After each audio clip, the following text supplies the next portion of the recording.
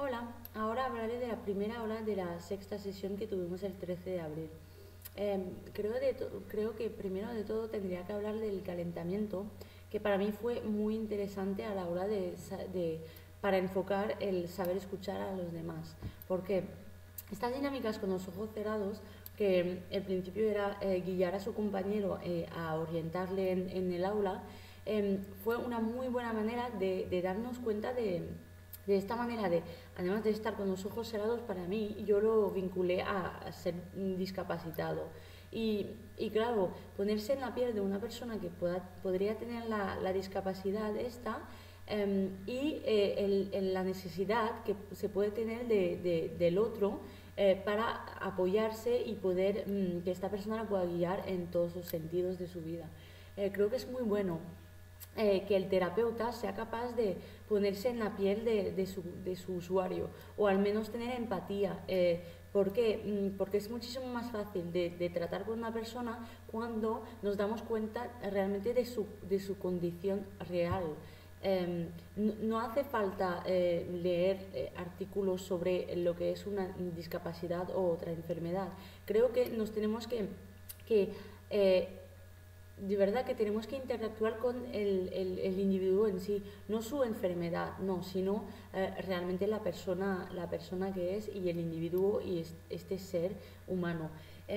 Luego, yo creo que está muy bien para empezar la clase de manera divertida, porque así llegamos y estamos ya con un ambiente bastante divertido y todo el mundo estaba bien, estábamos confiando.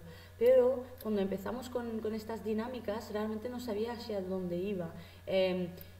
Quizás podía encontrar este vínculo con la terapia ocupacional del el hecho de estar con ojos cerrados, pero tampoco lo entendía muy bien. Luego tuvimos que hacer las entrevistas al usuario. Me gustó muchísimo. ¿Por qué? Porque estamos estudiando para llegar a esto y creo que era un primer contacto con lo que tendríamos que hacer en un futuro.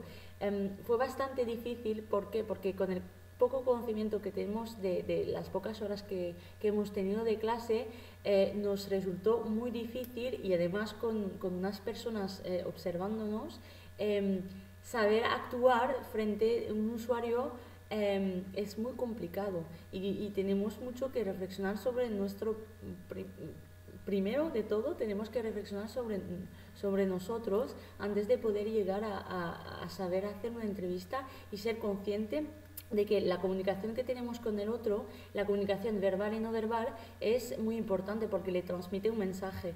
Y el primer contacto con un usuario es además de importancia capital. ¿Por qué?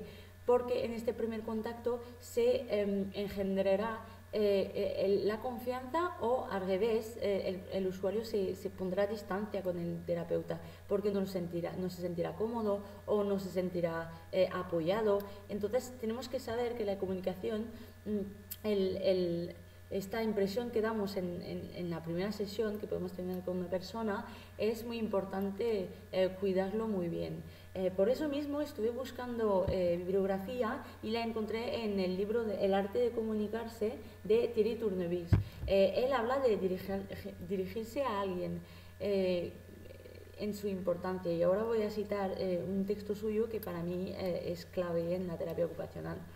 La información va solo a dónde está nuestra atención. Si nuestra atención se clava sobre la idea o el objeto, es ahí donde irá nuestro mensaje.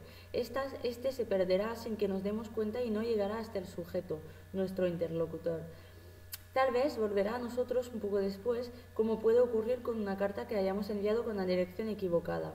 Después de haber pasado por las dependencias de correos que hiciera falta, se nos devuelve con la mención: no vive en la dirección indicada. Efectivamente, el otro, en tanto que sujeto, no habita en nuestra idea. Muchas veces cuando tenemos la costumbre de hablar con alguien nos centramos muchísimo más en la idea que tenemos de esta persona, cuando realmente no es hablar con esta persona, entonces es hablar con esta idea y tenemos que quitar estas barreras de la comunicación que realmente llegan a un desacuerdo o una relación no muy mala, pero no adecuada entre el terapeuta y el usuario, porque tenemos tendencia a tratar su discapacidad más que al individuo. Es lo que se dice ahora. La expresión dirigirse a alguien indica que para comunicarse hay que aceptar estar en la dirección del interlocutor, es lo que estábamos comentando antes. En cierto modo hay que pasar por su casa. Uno teme la proximidad resultante. A menudo se dice que para no sufrir demasiado hay que mantener las distancias. No es del todo equivocado, pero el problema es que no se sabe muy bien de qué distancia se trata. ¿Es la distancia con el individuo a la distancia o la distancia con sus ideas? Hay muchas más cosas en la vida que son así de verdaderas y de falsas al mismo tiempo, simplemente porque falta precisarlas.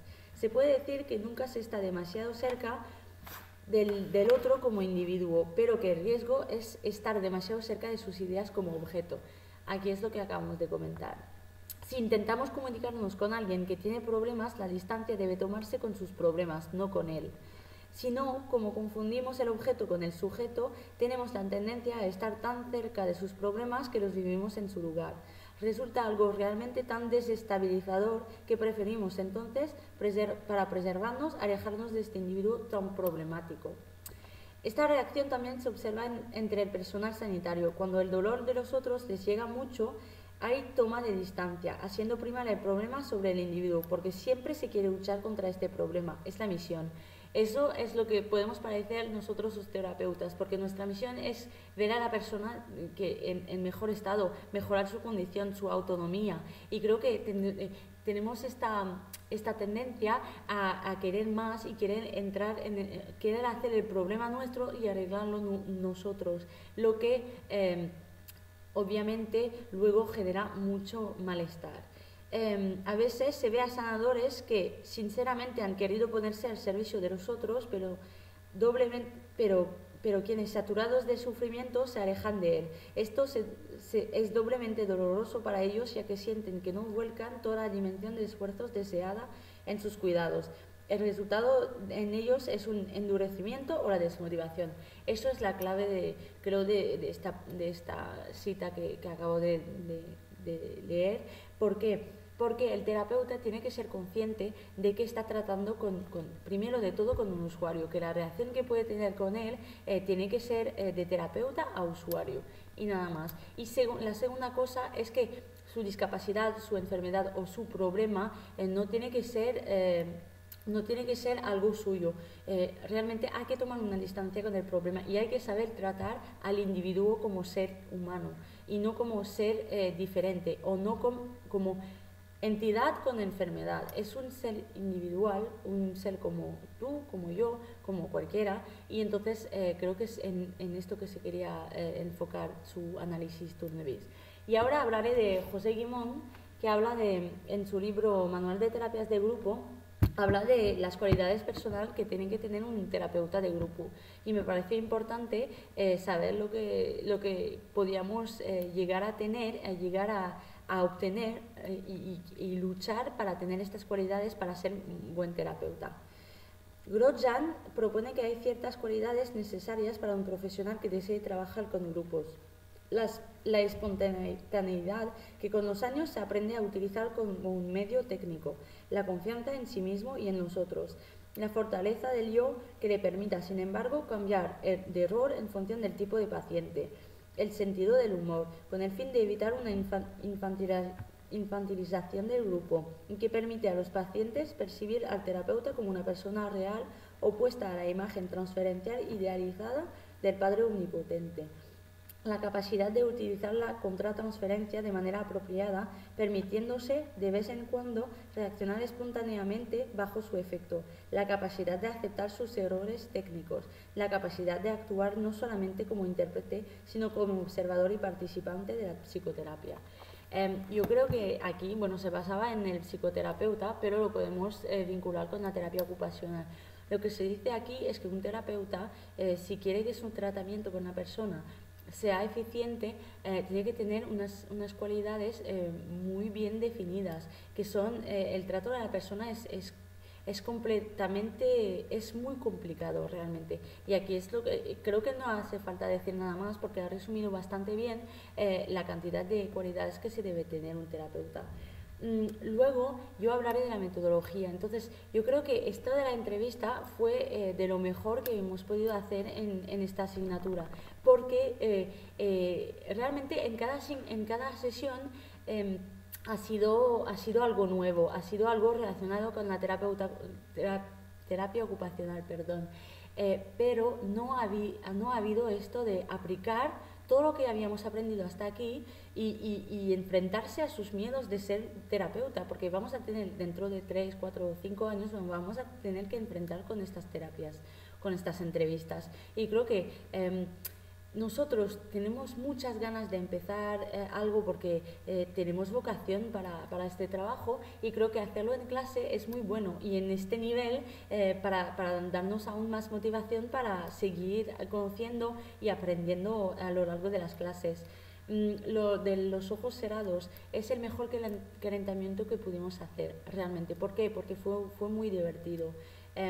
Los ojos cerrados además lo relaciono muchísimo con la discapacidad. Yo, por ejemplo, personalmente me gustó muchísimo esta manera de hacer esta reflexión, ¿no?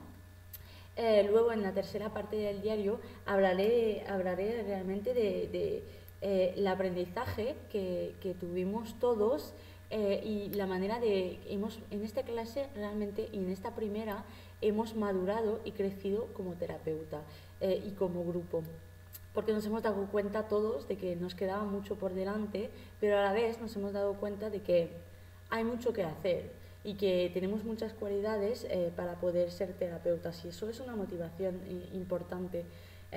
Creo que además el aprendizaje tiene que llegar a ser un motivo de motivación, y aprender para mí tiene que motivar a uno a hacer lo que realmente le interesa en la vida. También la importancia de la comunicación verbal y no verbal, pero esto lo hablaremos en la segunda sesión del 13 de abril. Yo creo que también, al fin y al cabo, diré que me quedé un poco frustrada después de esta sesión, porque sigo sin saber lo que hubiera sido una entrevista adecuada. Me cuesta mucho decir que haya habido una entrevista que se acercaba de lo mejor de las entrevistas.